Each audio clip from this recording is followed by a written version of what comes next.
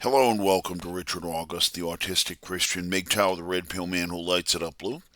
This is today's reading from the apocryphal text of my 1599 Geneva Bible. Today's reading is from the second book of the Maccabees, chapters 1, 2, and 3, and may God add his richest blessing to this reading of his holy word. Second Maccabees, chapter 1. The brethren the Jews, which be at Jerusalem, and they that are in the country of Judea, unto the brethren the Jews that are throughout Egypt, send salutation and prosperity. God be gracious unto you, and remember his covenant made with Abraham and Isaac and Jacob his faithful servants, and give you all in heart to worship him, and to do his will with a whole heart and with a willing mind, and open your hearts in his law and commandments, and send you peace, and hear your prayers, and now be reconciled with you, and never forsake you in time of trouble. Thus now we pray here for you. When Demetrius reigned in the 169 year, we Jews wrote unto you in the trouble and violence that came unto us in those years, after that Jason and his company departed out of the Holy Land and kingdom, and burnt the porch, and shed innocent blood. Then we prayed unto the Lord, and were heard. We offered sacrifices and fine flour, and lighted the lamps, and set forth the bread. Now therefore keep ye the days of the feast of the tabernacles in the month Caslev. In the 168 year, the people that was at Jerusalem and in Judea, and the council and Judas, unto Aristobulus, King Ptolemaeus' master, which is of the stock of the anointed priests, and to the Jews that are in Egypt, sendeth greeting and health. Insomuch as God hath delivered us from great perils, we thank him highly, as though we had overcome the king. For he brought them into Persia by heaps, that fought against the holy city. For albeit the captain and the army that was with him seemed invincible, yet they were slain in the temple of Nania, by the deceit of Nania's priests. For Antiochus, as though he would dwell with her, came thither, he and his friends with him, to receive money under the title of a dowry. But when the priests of Nania had laid it forth, and he was entered with a small company within the temple, they shut the temple when Antiochus was come in. And by opening a private door of the vault, they cast stones, as it were thunder, upon the captain and his, and having bruised them in pieces, they cut off their heads, and threw them to those that were without. God be blessed in all things, which hath delivered up the wicked. Whereas we are now proposed to keep the purification of the temple upon the 25th day of the month Caslev, we thought it necessary to certify you thereof, that ye might also keep the feast of the tabernacles, and of the fire which was given us when Nehemiah offered sacrifice, after that he had built the temple and the altar. For when as our fathers were led away unto Persia, the priests which sought the honor of God took the fire of the altar privately, and hid it in an hollow pit, which was dry in the bottom, and therein they kept it, so that the place was unknown unto every man. Now after many years, when it pleased God that Nehemiah should be sent from the king of Persia, he sent of the posterity of those priests, which had hid it to fetch the fire, and as they told us, they found no fire, but thick water. Then commanded he them to draw it up, and to bring it. And when the things appertaining to the sacrifices were brought, Nehemiah commanded the priests to sprinkle the wood, and the things laid thereon with water. When this was done, and the time came that the sun shone, which afore was hid in the cloud, there was a great fire kindled, so that every man marveled. Now the priests had all prayed, while the sacrifice was consuming. Jonathan began, and the other answered thereunto. And the prayer of Nehemiah was after this manner: O Lord, Lord God, maker of all things, which art fearful, and strong, and righteous, and merciful, and the only and gracious King, only liberal, only just and almighty and everlasting, that thou that deliverest Israel from all trouble, and hast chosen the fathers and sanctified them. Receive the sacrifice for thy whole people of Israel, and preserve thine own portion, and sanctify it. Gather those together that are scattered from us. Deliver them that serve among the heathen. Look upon them which are despised and abhorred, that the heathen may know that thou art our God. Punish them that oppress us, and with pride do us wrong. Plant thy people again in thine holy place, as Moses hath spoken. And the priests sang psalms thereunto. Now when the sacrifice was consumed, Nehemiah commanded the great stones to be sprinkled with the residue of the water. So when this matter was known, which when it was done there was kindled a flame, which was consumed by the light that shined from the altar. So when this matter was known, it was told the king of Persia, that in the place where the priests which were led away had hid fire, there appeared water, wherewith Nehemiah and his company had purified the sacrifices. The king tried out the thing, and closed the place about, and made it holy. And to them that the king favored, he gave and bestowed many gifts. And Nehemiah called the same place Ephthon, which is to say purification, but many men called it Nephthar. 2 Maccabees chapter 2. It is found also in the writings of Jeremiah the prophet, that he commanded them which were carried away to take fire, as it was declared, and as the prophet commanded them that were led into captivity, giving them a law that they should not forget the commandments of the Lord, and that they should not err in their minds when they saw images of gold and silver with their ornaments. These and such other things commanded he them, and exhorted them that they should not let the law go out of their hearts. It is written also how the prophet, by an oracle that he had, charged them to take the tabernacle and the ark, and follow him. And when he came up into the mountain where Moses went up, and saw the heritage of God, Jeremiah went forth, and found an hollow cave, wherein he laid the tabernacle, and the ark, and the altar of incense, and so stopped the door. And there came certain of those that followed him to mark the place, but they could not find it. Which when Jeremiah perceived, he reproved them, saying, As for that place, it shall be unknown until the time that God gather his people together again, and that mercy be showed. Then shall the Lord show them these things, and the majesty of the Lord shall appear, and the cloud also, as it was showed under Moses, and as when Solomon desired that the place might be honorably sanctified. For it is manifest that he, being a wise man, offered the sacrifice of dedication and consecration of the temple. And as when Moses prayed unto the Lord, the fire came down from heaven and consumed the sacrifice, so when Solomon prayed, the fire came down from heaven and consumed the burnt offering. And Moses said, Because the sin offering was not eaten, therefore is it consumed. So Solomon kept those 8 days. These things also are declared in the writings and registers of Nehemiah, and how he made a library, and how he gathered the acts of the kings and of the prophets, and the acts of David, and the epistles of the kings concerning the holy gifts. Even so Judas also gathered all things that came to pass by the wars that were among us, which things ye have. Wherefore, if ye have need thereof, send some to fetch them unto you. Whereas we then are about to celebrate the purification, we have written unto you, and ye shall do well if ye keep the same days.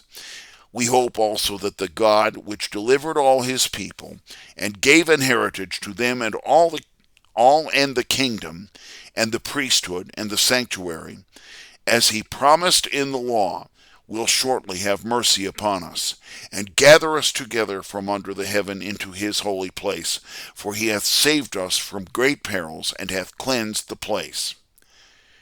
As concerning Judas Maccabeus and his brethren, the purification of the great temple, and the dedication of the altar, and the wars against Antiochus Epiphanes and Eupator his son, and the manifest signs that came from heaven unto those which manfully stood for the Jews' religion, For though they were but few, yet they ran through whole countries and pursued the barbarous armies, and repaired the temple that was renowned throughout all the world, and delivered the city, and established the laws that were like to be abolished, because the Lord was merciful unto them with all lenity.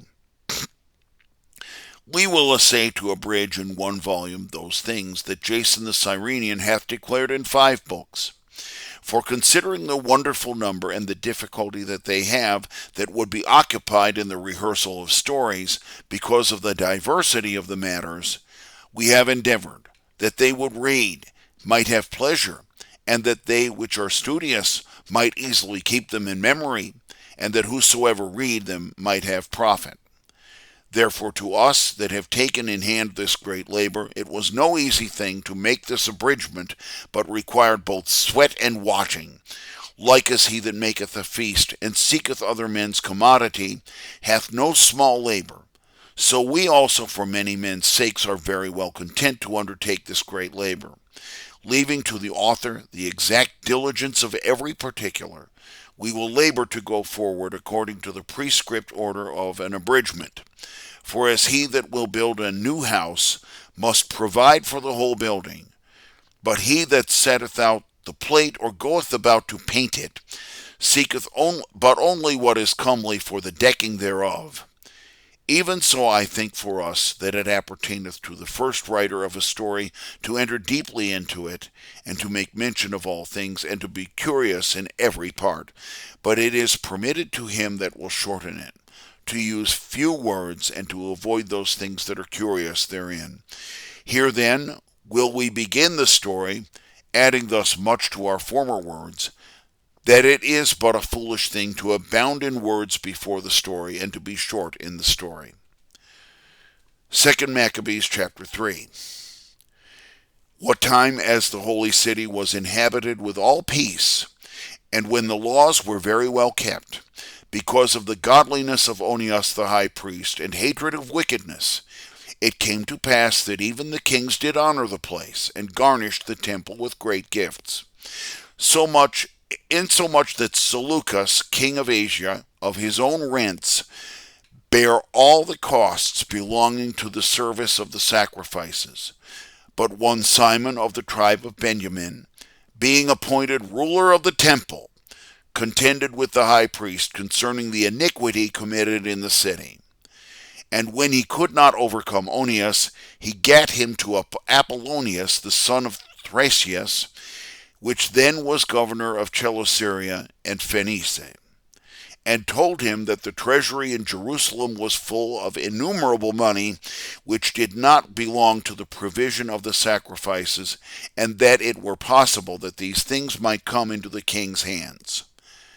Now when Apollonius came to the king, and had showed him of the money, as it was told him, the king chose out Heliodorus his treasurer, and set him with a commandment to bring him the foresaid money. Immediately Heliodorus took his journey as though he would visit the cities of Celesyria and Phoenice, but in effect to fulfill the king's purpose. So when he came to Jerusalem and was courteously received of the high priest into the city, he declared what was determined concerning the money, and showed the cause of his coming, and asked if these things were so indeed.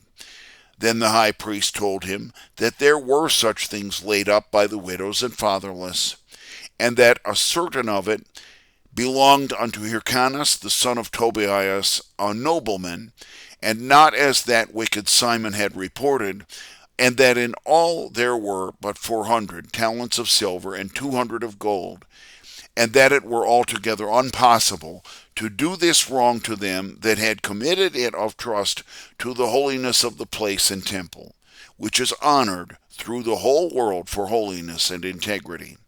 But Heliodorus, because of the king's commandment given him, said that in any wise it must be brought into the king's treasury. So he appointed a day, and went in to take order for those things. Then there was no small grief throughout the whole city, for the priests fell down before the altar in the priests' garments, and called unto heaven upon him which had made a law concerning things given to be kept. that they should be safely preserved for such as had committed them to be kept. Then they that looked the high priest in the face were wounded in their heart for his countenance, and the changing of his color declared the sorrow of his mind. The man was so wrapped in fear and trembling of the body that it was manifest to them that looked upon him what sorrow he had in his heart. Others also came out of their houses by heaps unto the common prayer, because the place was like to come unto contempt. And the women, girt with sackcloth under their breasts, filled the streets. And the virgins that were kept in ran some to the gates and some to the walls, and others looked out of the windows. And all held up their hands toward heaven and made prayer. It was a lamentable thing to see the multitude that fell down of all sorts, and the expectation of the high priest being in such anguish. Therefore they called upon the Almighty Lord that he would keep safe and sure the things which were laid up for those that had delivered them. Nevertheless, the thing that Heliodorus was determined to do, that did he perform. And as he and his soldiers were now there present by the treasury, he that is the Lord of the spirits and of all power showed a great vision, so that all they which presumed to come with him were astonished at the power of God, and fell into fear and trembling. For there appeared unto them an horse with a terrible man sitting upon him, most richly barbed, and he ran fiercely, and smote at Heliodorus with his forefeet. And it seemed that he that sat upon the horse had harness of gold. Moreover, there appeared two young men, notable in strength, excellent in beauty, and comely in apparel, which stood by him on either side, and scourged him continually, and gave him many sore stripes. And Heliodorus fell suddenly unto the ground, and was covered with great darkness. But they that were with him took him up, and put him in a litter. Thus he that came with so great company, and many soldiers, into the said treasury was borne out, for he could not help himself with his weapons. So they did know the power of God manifestly, but he was dumb by the power of God, and lay destitute of all hope and health. And they praised the Lord that had honored his own place, for the temple which a little afore was full of fear and trouble, when the Almighty Lord appeared, was filled with joy and gladness. Then straightway certain of Heliodorus' friends prayed Onias that he would call upon the Most High to grant him his life, which lay ready to give up the ghost. So the high priest, considering that the king might suspect that the Jews had done Heliodorus some evil, he offered a sacrifice for the health of the man.